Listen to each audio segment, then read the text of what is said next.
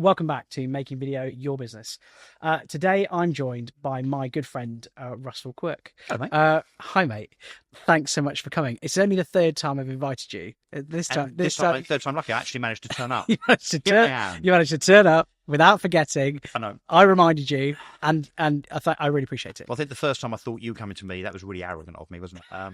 The second time I just couldn't do it. Here I am. I mean, to be fair, you're a very, very busy man. For anyone who doesn't know you, who's watching or listening to this, can you give me an abridged version of who is Russell Quirk? Abridged? Have you met me? Abridged. I know. Keep it tightish. Tightish. Okay, So to start with, so we met through property. I was born on the 12th. No. Too early. Let me do the summary version. Okay, so old school estate agent, have been for years. My dad, my granddad were estate agents, which is how I kind of fell into it, I suppose. I had traditional estate agencies, and then I suppose infamously founded a business called eMove, which irritated the industry, and I purposely irritated the industry using eMove and its disruptive kind of proposition, I suppose. That after 9 years failed, to the applause of many people in the property industry as a consequence of me being a bit of an arsehole about it all, really. And then as a kind of, when I came out of that, I had to decide what to do. And the thing that had been really, really successful, apart from that, without glossing over it, quite honestly, a business that in 9 years employed hundreds of people, and we sold, literally tens of thousands of homes. But the one standout thing for me that was really, really successful was us doing our own PR, me and James Lockett. So James Lockett and I, just the two of us, ran PR at eMove internally, no agencies, did it all ourselves. And it didn't take me a lot of thinking after the collapse of eMove to think, I've got to do this full time. So we started the agency in 2018. ProperPR, propaganda as it was, but we got forced to change the name. That's a whole different story because there's another propaganda doing social media somewhere up north anyway. So it's now ProperPR. And yeah, we're 6.5 years in and it's going great. So I'm known, I guess, as a property person. So also I do some property commentary for, TV and radio here and there, and PR. And yeah, that's me. But I think it's probably fair to say that maybe not so much recently, but I was known for being, somewhat straight talking, and I think you still are. I think you still are. What do you think? Yeah. So you are quite an open human. We've been friends for 5, 6 years, 7 years. Yeah. I think at least. Yeah. What's interesting is that a lot of people, and I was talking to a group of students about at a local college recently about entrepreneurship and about the fact that careers advisors will often try and push you into a job, where you have a salary and you do all those other sorts of things. And entrepreneurs go, I don't really fancy that, right? One of the number one reasons that people don't do things is because they worry about failure. Your business was huge, right? And eventually it did stop trading, right? Yeah. Actually, how it is. It failed, Yeah. We're friends, so I'm okay. Yeah, I know you're cool. I know you're cool with it, right? But what's interesting is what you've done since then. Arguably, could be described as more successful. It's definitely more profitable. Yeah, but more successful too. Yeah.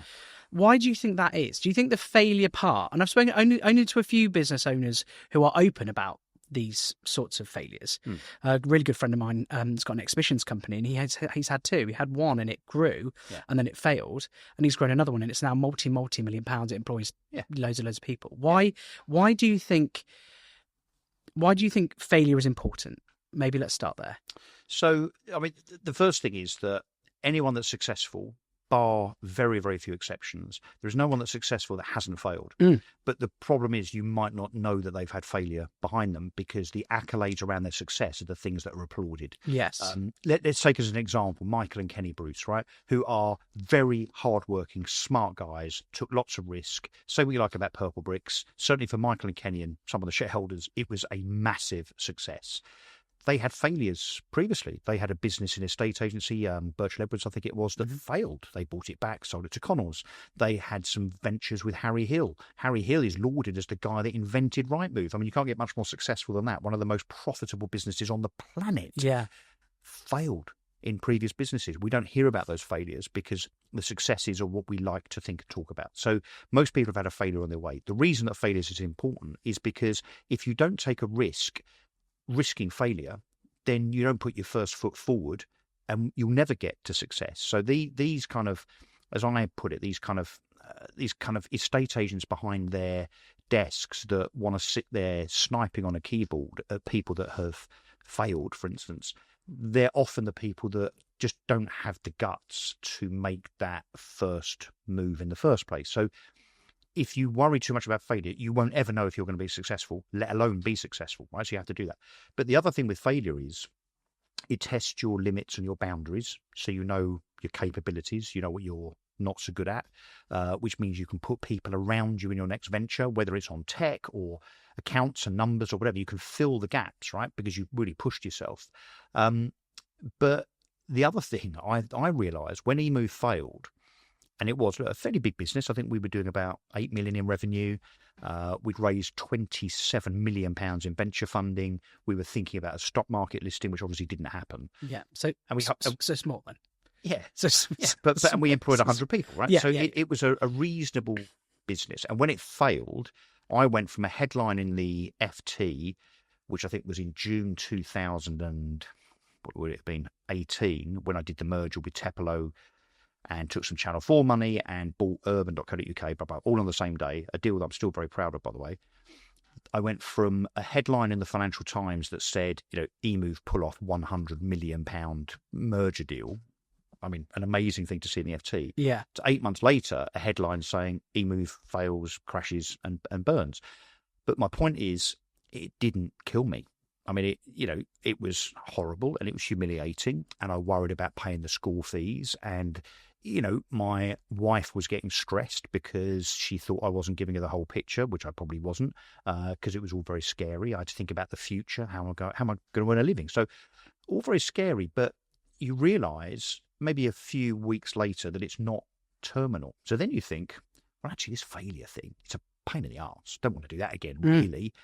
But if I did do something else and it failed, okay, it's maybe not quite so bad, and so you learn from it. It's like jumping out of a plane, I can imagine, for the first time, right? You don't want to do that because you might... No, I would never do that. Well, I would never do it, but I would because I hate heights. I do too. Terrified. So I won't do it. But as an analogy, as a kind of anecdote, I'd imagine the first time you do it and you land, you think, that wasn't so bad. And you probably would then go, yeah, I'll do that again. Failure in business is the same thing as that. Segueing quite nicely into visual content. So since then, right, one of the first things that we did together was about 3 or 4 years ago. Yeah, probably 4 years ago, probably just post-COVID. We had a conversation about the fact that you wanted to be more visual. Mm-hmm. You wanted to think seriously about how... You make you sound very egotistical. I'm not out there enough, Chris. I want to be seen. Well, you are now. No, but you were thinking about how you could promote ProperPR, how you could actually grow your personal brand, so that you could effectively leverage that and earn a living, effectively. And we did a mini series on YouTube, and then that stepped you into actual television. And then I'd got a mate who was on telly, which was quite nice. And now you find yourself in a position where you're doing regular television, radio. You do LBC, do you sometimes? LBC as a guest. As a guest. And GB News. GB News. I now present, I mean, why they let me, I don't know, but I now present on Talk, which is, some people won't have heard of Talk. I mean, Talk TV, the likes of Jeremy Kyle, Julie Hartley-Brewer and so on, is a centre-right, opinionated news channel that is on DAB and YouTube, but it's owned by News International, which, of course, is owned in turn by the Murdoch family, Rupert Murdoch. It's, I think that's quite a big deal. It is a big deal. But yeah, and in addition to that, you've actually launched a very successful series around your one of your true loves. My hobby. Around Porsches. Yeah, my cars. Yeah. How important do you think visuals have been to that rise? And where would you attribute? Because you generate revenue from that. Yeah. And then now you're starting to lend that back to ProperPR, which goes back full circle almost to to where you started with ProperPR after eMove. Yeah. How important have visuals become in your life? So for me personally, huge, as you mentioned, personal brand. So whether it's just like I did this morning on the way up here, I did a silly little video because the last time I came up here, by the way, I was done for fare evasion. You did buy a ticket. I bought a ticket. But it's just, but it was just the wrong one. I bought it on train line. It had so many different conditions. And I didn't read them, and I should have been on a blue train, and I was on a yellow train, and I argued with the conductor. It's a long story. You ended up having to buy a ticket. No, I ended up taking it to court because I was so principled. It cost me $3,000. That's what happened. Yeah, I know. Anyway, so on the way up here in coughs, so that's hilarious. Well, I mean, too bloody minded, too stubborn for my own good. So on the way here, how much was the ticket if you just paid it? Well, I did pay it. There was a £15 difference. The ticket I bought was 80 quid. The ticket I should have bought was 95, $3,000, because I'm principled. And I nearly won. I nearly won the court case. I had a barrister and everything. Anyway, so on the way up here, I'm thinking, well, this is quite fun. The last time I came to see Chris, I was nicked by 4 coppers on King's Cross Station on the way back. So I've got to do a video about it. Yeah. That video, look, not that I'm anybody particularly important, but I've got, I don't know what I've got, 16, 17,000 followers on LinkedIn and a few on Twitter and so on. That'll get a bit of traction, and it's all part of personal brand, being seen, and actually really importantly, whether it's visual or not, whether it's written or it's video, not just doing this, hey, look at us, we're fantastic, we're brilliant, we've had the best month ever, and we're game-changing in our technology, and we've got a launch to... No one gives a monkeys, frankly. So just doing either funny stuff or doing stuff that is informative. So, I mean, back to the question about how has it changed things for us? So as a PR firm, we are now doing loads more video, whether it's informal stuff just on LinkedIn, or, for instance, we're promoting a property development in Hertfordshire, where there's two almost next to each other. That company, as part of our deal to them, they want us to do video with, unfortunately for them and everybody else, me hosting it, video as well as press releases. Yeah. And that will be very powerful because that video will go on their website, it will go on their YouTube, it will go across socials, but importantly, it will be shared by every stakeholder in that business. So the directors, the staff, the shareholders, me, James on my side, Alex, Will on my side. So that will disseminate and probably grab eyeballs that perhaps press wouldn't. So I think the other reason that things are so kind of video focused now, I just think we've become a very lazy society when it comes to how we digest our media. So TikTok, for instance, which I have to be honest, I'm not big on. I have got it on my phone. I don't know how to use it. But the TikTok generation, which is what, up to 30-year-olds, I guess. Yeah, I mean, the core demos between 11 and 21. Yeah, okay. So in 10 years' time, major consumers in their 30s and 40s are going to be the TikTok generation, consuming that TikTok stuff, Instagram, whatever. That will be informing them even more, as it already does with clothing and, stuff TikTok that 25-year-olds buy. Yeah. But increasingly, 30 and 40-year-olds that are buying cars, houses, instructing lawyers, I mean, that kind of thing, is going to be influenced through TikTok. So it makes absolute sense to align yourself with video, because that is how people now are digesting their media more and more and more and more. The example, my hobby channel, so cars. So yes, I'm lucky enough to have a couple of old 911s, which I've collected and looked after. And I love them and I drive them. Yeah. But I'm selling them for the reason that my wife has told me that apparently we're buying a bigger, better house, and that the money tied up in the cars is going to the house. Long story. Anyway, I did a video, and the title was purposely glib and sensationalist. Clickbaity. Clickbaity. Some might say. Makes me look a bit of a cock. On purpose, right? Which was, I'm selling my $1 million Porsche collection, right? Are they actually worth $1 million, do you think? Including the one that I sold a few weeks ago. Yeah, probably. Yeah. But I've spent years building. Yeah, of course. Yeah. And they're all old cars. And they've appreciated. A lot of them have appreciated. Yeah. So the one I've just sold, I don't know whether this is going to go out, but yeah, I've got to be careful that the bloke that's buying it doesn't see this. But anyway, no, look, that car's increased in value over 3 years by about 20%. Yeah. Probably. Yeah. So anyway, the point of telling you all this is I did the video, put it onto YouTube. In the first week, it had 30,000 views from the 26,000 subscribers that I've now got. So 26,000 subscribers, that's mad. That's wild, right? In 12 months, 14 months. Yeah. So it's got popularity, it's got traction. Anyway, he contacted me directly from the video and said, I want to buy your white 911 Turbo. I went, yeah, okay. Thinking, tyre kicker, sure. Anyway, after several conversations on WhatsApp, the help of a really good dealer actually in Norfolk called Bure Valley Classics, hat tip, he's placed a £25,000 deposit on it over the weekend. from the video directly. It's not on piston heads, that car. It's not on collecting cars. It's all from YouTube. That's the power. I'm doing your job for you here, aren't I? That's the power of video. I mean, the purpose of this podcast isn't to promote what we do, but more to inform people about how they can start leveraging video content for their business. Yeah. Because in real terms, it's not going anywhere. How have you seen then ProperPR start adopting video content for clients? How important have visuals become for customers as part? I mean, we mentioned that development. Yeah. But just in general, your sort of day-to-day PR clients that you've been doing work for, could have been a year, 2 years, 3 years, 4 years. Yeah. Where does video rank with them now? So we're starting to embed video in our proposal. I mean, fairly recently, the video should form part of what you do. So again, whether it's informally, just you shoot something for 30 seconds to stick on LinkedIn, or you do something that's a bit more produced, around something, not necessarily promotional, but, conversationally, I suppose.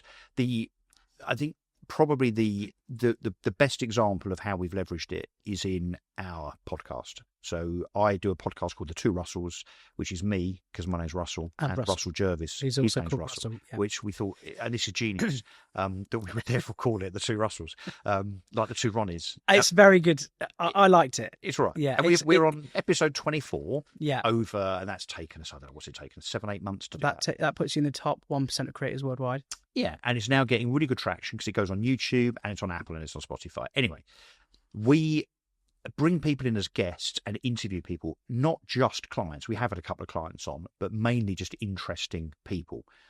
What that has done has got us to a new audience, an audience that perhaps wouldn't just watch something that they thought was promotional, but they see that we've got, a mortgage legend on, or we've got, someone that they know has had a real kind of challenging life and is now the CEO as a female of whatever. People are watching the podcast because it's interesting human content. Yeah. So, and we're not asking for anything. It doesn't promote ProperPR. It doesn't promote, Russell Jervis and Josh Rayner's business, which is Rayner Personnel. It's not designed directly to do that, but of course it does. In indirect terms, it does. But I go back to what I said earlier on about, being seen to give information and interesting stuff in digital form, not just asking people to sign up or come to us because we're a brilliant PR firm, which we are obviously. But it's less gratuitous. It's designed to say, hey, look, this is our character. This is our personality. Oh, and by the way, yes, we know John Ennis from Lomond, and we know Guy Gittins from Foxtons, and we know, Claire Hughes from EXP and Kirsty Franks from TPFG, whoever. They can see we're connected and they can see that we're human beings. And here's the rub, right? Whether it's print or it's, digital ads or whether it's video, it's all about showing that personality and that character. And I think every brand having a personal brand behind it, right? So everyone knows that PVS is, you, Matt, and the team, right? Yeah. That's important because PVS in itself has no accountability. No. You do. Yes. And Matt does. If they see you at EA Masters or NEGS and they want to, I don't know, challenge you on something, or you said such and such, or my mate said he used you and this happened, right? You're accountable. You're there. You're flesh and blood. They can grab you by the lapels, right? Yeah. So whether it's Benham and Reeves estate agents, whether it's Santander Bank, whether it's Porsche, whoever, having some kind of individual brand associated with it, like Richard Branson is associated with Virgin, as a really extreme example. Elon Musk and Tesla, exactly. Jeff Bezos. Yeah, exactly. Mark Zuckerberg. Exactly. All of those guys are successful and so are their businesses. But actually, and here's the thing, how much money does Tesla spend on marketing every year? Do you know how many billions they spend on marketing every year? I've got no clue, but it must be a lot. Is it zero? Is it zero? It's zero. It's the same as PBS Media. There you go. Zero. Elon Musk has leveraged his personal brand through PR and social media to push the whole Tesla thing, right? Yeah, yeah. So because no one can ever get to Elon Musk unless you're, one of the Trump family, I suppose. Donald, yeah. But the point is, you associate the brands that he represents, SpaceX, whatever, The Boring Company, genius. The Boring Company, and whatever it is, what's that other thing he's doing? Skynet. It's not Skynet, you know what I mean? Skynet. Probably. I mean, maybe. But you associate all of those things with him, and then you think I feel a bit comfortable with that because I know that there is a person. I mean, it's why the likes of Ben and Jerry's do well. Now, Ben and Jerry's isn't even owned by Ben and Jerry's; it's owned by Procter and Gamble or Unilever or somebody, right? Yeah. So, but you think, oh, Ben and Jerry's. I'm sure there's these two old men now making ice cream in LA and sticking it in the freezer for me to buy. Of course, that's not true, right? But it's the association between individuals that are tangible and human and accountable and a brand. And so that is really important. But I also think video allows you to do that really easily, much more easily than even a comment in a press article or whatever. Yeah. So it really brings it to life. How do you like being on telly? Telly? Is it weird? Is it weird? I do pitch myself. Do you watch yourself back? Generally, if I've had a comment about something that is, let's just say, because some of the comments I get aren't very nice, that's constructive, I might watch it back a little bit. Yeah. I do watch, I not watch, but I check to see what the figures look like because that's quite important.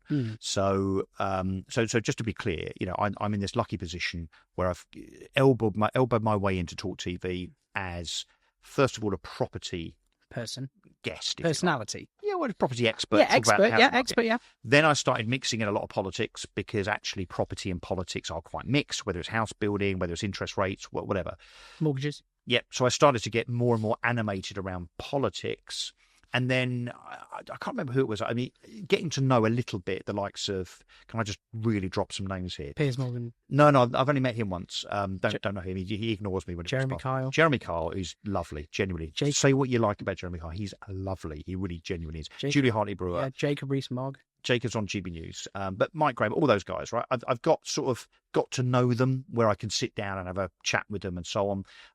And I've, through a bit of persistence and turning up and being quite loyal and hopefully somehow managing to string a sentence together here and there, they eventually, it took a while, 2 or 3 years of guesting, I made it known that I quite fancy having a go at doing a show, which sounds great, doesn't it? Until you actually do it. Believe me, the first time you do it, it's really scary. Yeah. It's really scary. But I managed to get one. So I was asked, whatever, with a 24 hours notice, so-and-so's off, can you come in and do, I think it was, my first show was 5 a.m. to 7 a.m. on a Saturday morning.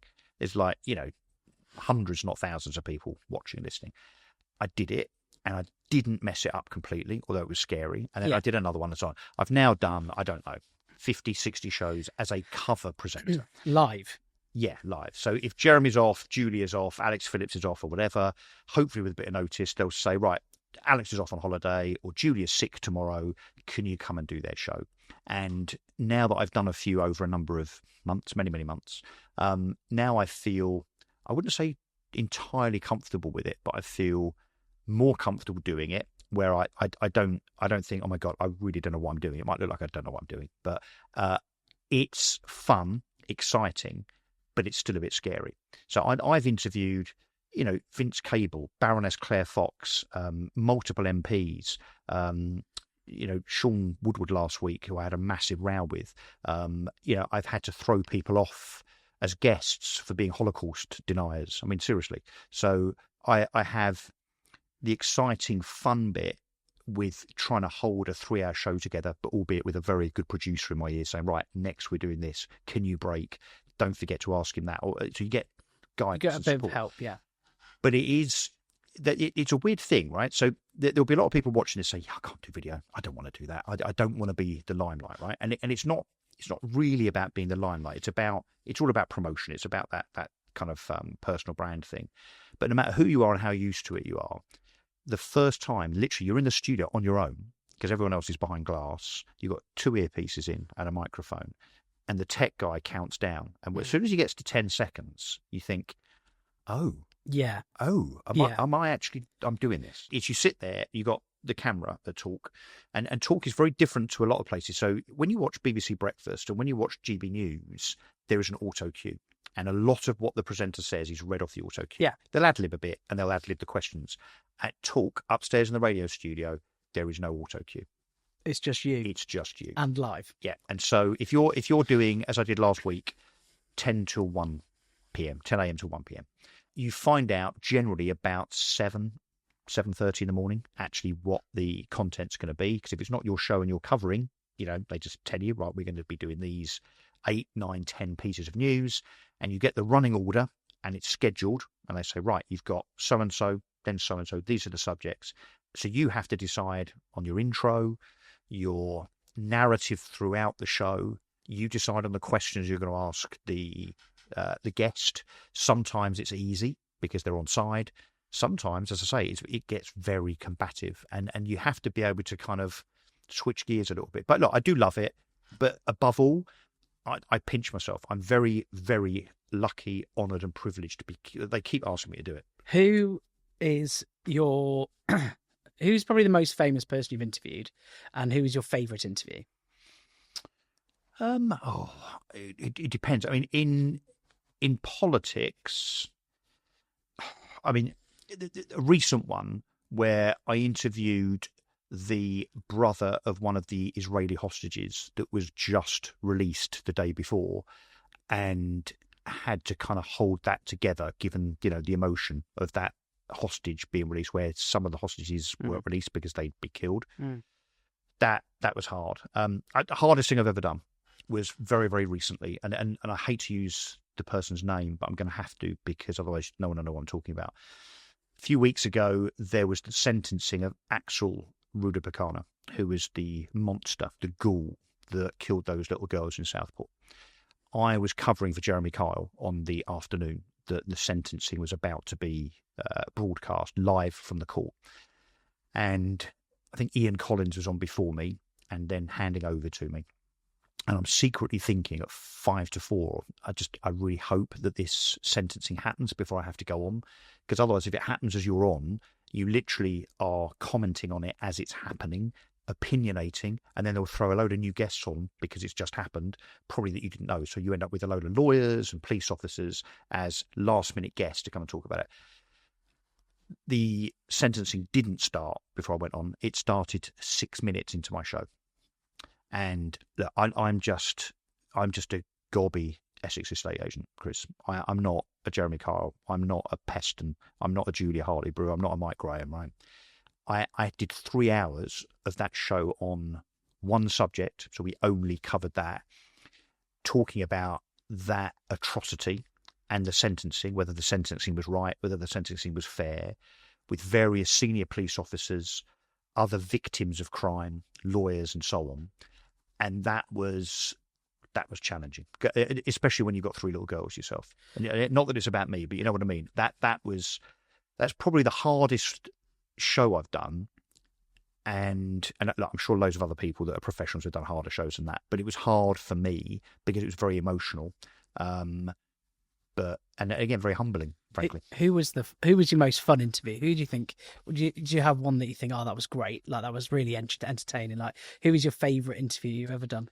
Oh, I don't know, fun. I don't know. There's a guy called Jim Dale, right? Jim Dale is a meteorologist that is a massive. He's a massive advocate of all the damage that's been done to the climate, right? So he's what I would call a climate extremist. Okay, he wouldn't describe himself as that. I would, right? And he and I don't get on at all. We completely disagree on everything. But there is some chemistry between us. Well, when they get us on, particularly if it's face to face, but normally it's kind of on Zoom down the line, we bash each other and argue so much, but in such a lovely tongue-in-cheek way that's real fun. Another one I did for Porschenomics, the YouTube channel, was I interviewed as a last-minute thing. I didn't even know he was there. I went to a Porsche Club thing, and it was pointed out to me that a guy called Richard Atwood was in the room. And even I'm thinking, I'm a massive Porsche nut. Who's Richard Atwood? And Nick Taylor, who's the chairman of Porsche Club, said to me, he's the guy that was the first driver to win Le Mans in a Porsche. Yeah. What? Where is he? I said, can I talk to him? I had my camera guy with me. And he said, I don't know, let's try. So he asked him if I could interview him, and he said yes. So I did a 15-minute interview with the Richard Atwood, first driver to win Le Mans in a Porsche. So as legends go, as a car guy, that ticks a big box for me as well, actually.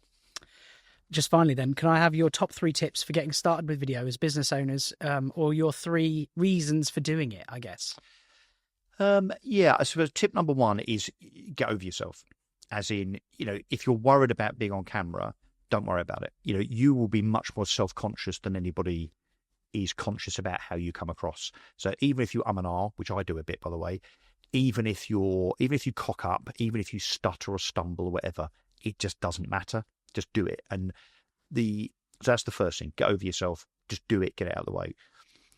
The second tip, I suppose, is understand and realize that the more you do it, genuinely, the easier it gets. You start to feel, maybe you still feel a bit nervous sometimes, but you'll feel more comfortable and confident.